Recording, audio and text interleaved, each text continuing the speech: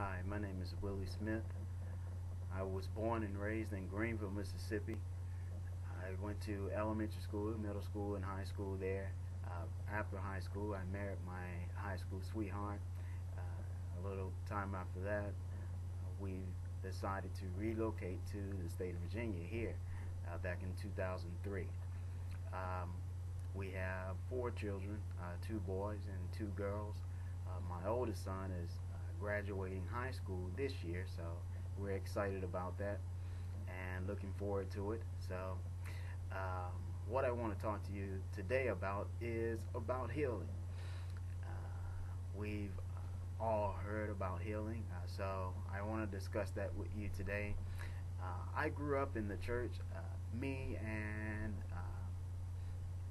my brothers and sisters. So I'm one of nine children, two daughters. My mom and dad had two daughters and seven boys.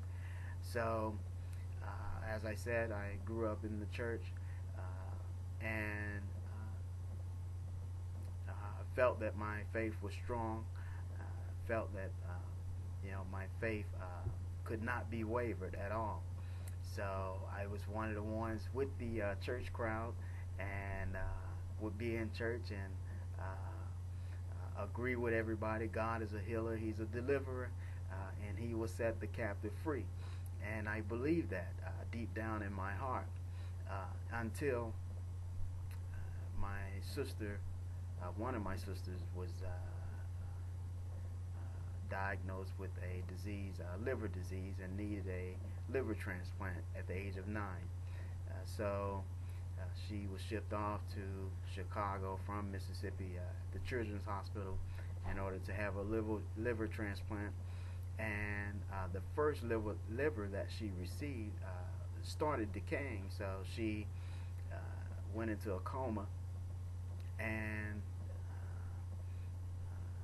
after that, the doctors had to take that liver out and put her back on the list for another liver. So a few weeks after that, actually, she received another liver, and she had that liver up until her adulthood, her adult life. So at the age of 21, her doctor felt the need to take her off her medication because she was doing so well.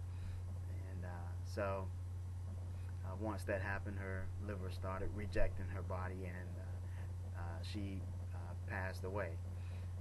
So after that, during that time, when she was in the hospital before she passed away, we all will go into the chapel and pray to God for healing and delivering my sister from what she was going through. So we prayed and prayed, and but instead she passed on. And after that, my faith went south. So as time goes on, um, I go on with my life and started a career in law enforcement. And my wife started teaching school and elementary school, and we're just going on day to day, just business and family life, and up until the time where last year, back in March 2012, I go to the doctor for a physical, and the doctor told me after the physical that everything looked good, that I was in good health, and so I was excited about that. I called my wife, called my mom, and told them everything was good. So I was a PT instructor at the time, a physical trainer at the time, and I would work out with the new recruits who were starting their career in law enforcement. So I felt that I was pretty fit and healthy, and but the doctor called me the next day on the way to work and asked me if I could talk, had anywhere to talk, and I told him I was on the way to work. And so I asked him, I said, what's the problem? And he explained that something was wrong in my blood, and he said it looks like cancer. I said, cancer like cancer, cancer? And he said, yeah, it looks like. He said, but don't get excited. And I said, wait a minute. What do you mean don't get excited? So he had me to go to the doctor the next day to have an MRI done and CAT scan done, and then after that, he called me up and that Monday, the following Monday, and told me that it looked like I had gallstones, which was causing my liver count to be high. And I believe at the time it was 130 something, and when it should have been 30, under 30, so it was pretty high. And they said that I had a blockage in my bowel duct. So the next month, I was to go to the hospital. I went to the hospital to have the gallstones removed, but come to find out they could not remove the blockage, couldn't remove the so-called stone. So they did an emergency transport to UVA hospital, where I spent some days there. So at UVA, I was there and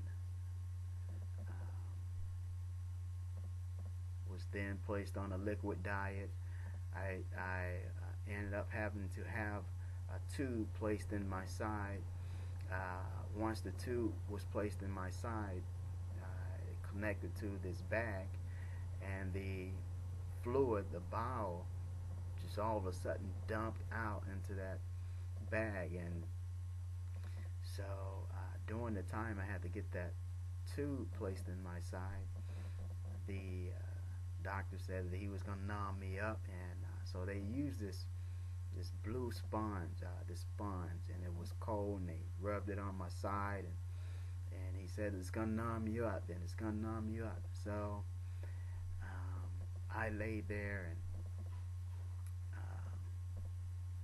I didn't notice that it numbed me up. So when they was sticking the tube in my side, I felt every bit of the pain, the tube that was going in my side. So it was difficult for me to take, and I was screaming, yelling, telling them to stop. But so it never did numb me up at all. So I went through that, and my mind was playing tricks on me. My subconscious mind was thinking negatively, and so I went through all that, and the doctor said I may have cancer, my bile ducts, and I may have liver cancer. So that was back in April. I had the tube in my side for 2 months, and I couldn't move, I couldn't cough, I could not sneeze or do anything without being in pain. So after that, once the tube came out in June 28 last year, I went to get the tube taken out, and well, before that, back in May 16th, 2012, I had to get the tube replaced. So when I went to UVA to get the tube replaced, the radiologist was cleaning it out, and he had to get some biopsies. So he took 7, and while he was in there, and I felt every little bit, it felt like his finger was just going through my insides, rubbing through my insides. Very painful experience. So after I got the tube replaced, the next day, it was on a Wednesday, that Thursday, I came home and was in pain and couldn't move. I thought I was maybe having a heart attack, so I called the doctor, and he told me to go to the emergency room. So my wife drove me to the emergency room, and I went there, and I had a CAT scan done, and so the ER doctor told me that he didn't see anything, only just a small amount of fluid was on my right lung. So he told me to buy some balloons and blow into the balloons to expand my lungs.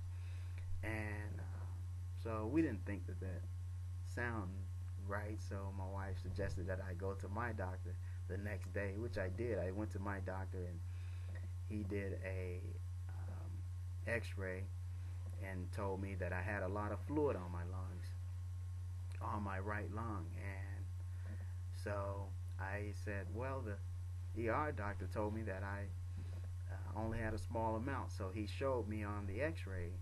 He said, you see all this black stuff here? And I said, yeah. He said, well, that's fluid. So I had to go back to the hospital the next day in order to get them to drain the fluid off my right lung. After that, back in June 2012, I went to get the tube taken out for good. I got the tube taken out and 2 stents placed into my bowel duct. So, and during the whole time, I realized that I should be praying and, getting reconnected with God, because as I stated earlier, my faith was gone. So I started praying and started trusting God again, and started praying and asking God to heal me and heal me from whatever was going on. So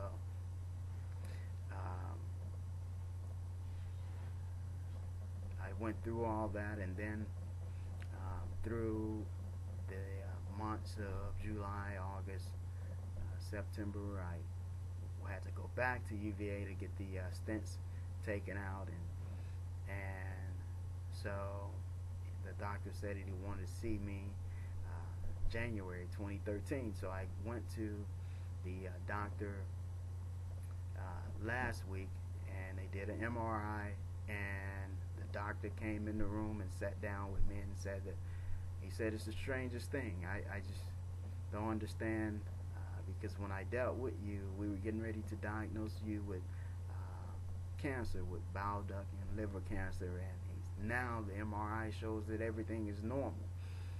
So he said that he couldn't explain why or what happened, but everything is normal, back to normal, and he said he didn't want to see me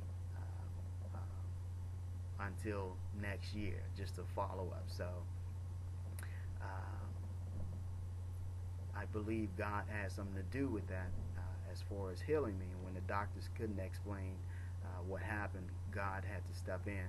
So it reminds me of the woman with the issue of blood.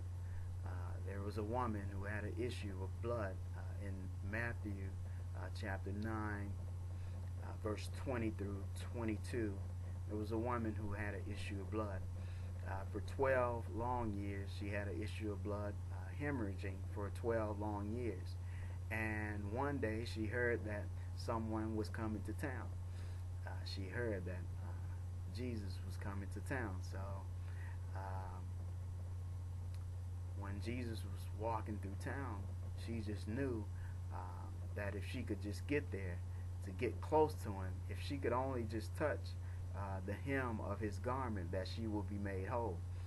And she crawled, or if she had to crawl, she felt that if she was on her knees, she was still going to reach her destination.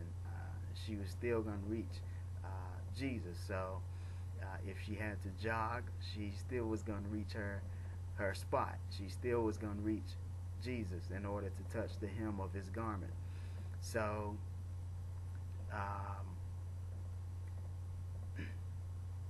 when she pushed through the crowd, she touched the hem of his garment, and Jesus turned around and said, "Who touched me?" And the disciples were trying to figure out, well, all these people around you, so somebody touched you, but he said, no, it's someone who touched me. And he turned around and looked at the woman who had the issue of blood. He said, thy faith has made thee whole.